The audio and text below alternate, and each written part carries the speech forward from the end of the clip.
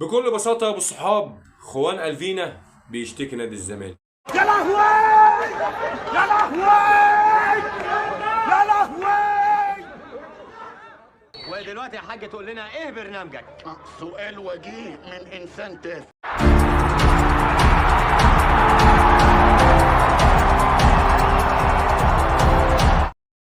يا ابو الصحاب، عامل ايه؟ ان شاء الله تكون كويس. انت ما بتعملش فولو ليه يا اسطى؟ ما تعمل فولو واشتراك وفعل زر الجرس ليوصلك كل جديد، وخش في الكومنتات صل على سيدنا النبي، لايك وشير.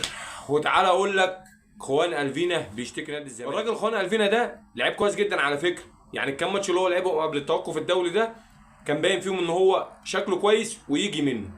بس سؤال طيب لاداره الزمالك، انت رحت جبت لعيب بملايين من فرقه، من ايا كان الفرقه اللي انت جبتها، الفرقه الدنماركيه ما خدتش ولا جنيه من مستحقات الفينا، يعني حتى ما خدتش مقدم تعاقد. طب انت دلوقتي رايح تجيب لعيب بفلوس كتير وما تديش فلوس، ومستني الفرقه التانيه ما تشتككش في الفيفا؟ اكيد هتشتكي.